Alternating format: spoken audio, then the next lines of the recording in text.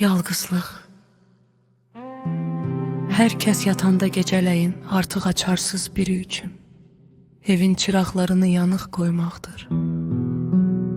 Hər dəfə açanda evimin qapısını sanki fləşdə sevdiyim filmin bilmədən, bilinmədən pozulan faylını açıram və bir anda mən də pozuluram bilinmədən və bilmədən. Ekranda hey yalqızlıq səhnəsi təkrarlanır. Yalqızlıq. Yanında kimsənin olmaması deyil, bəlkə bir nəfərə belə yer qalmayacaq hətta təkcə və təkcə özünün çox olmasıdır. Artıq fikirləşməyim deyə yatarkən dolayıram əllərimi başıma.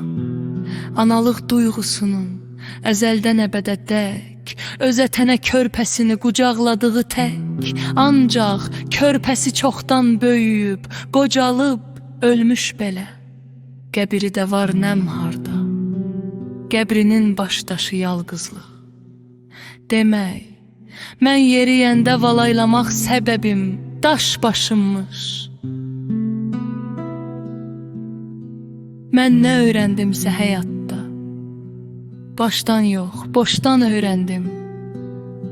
Boşluq doldurdu məni, etdi yalqız və mən şeir doğdum yalqızlıqdan.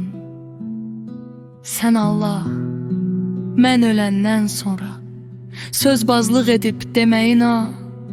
Yazıq yalqız idi, öldü yalqız. Qoyun, sırrımı açmayım sizə. Axı mən həmişə sevgiliyəm özüm özümlə. Kimsə bilməz və bilməyəcək də bu eşqi yalqızlıqdan başqa. Şeir Xosrov Barışan.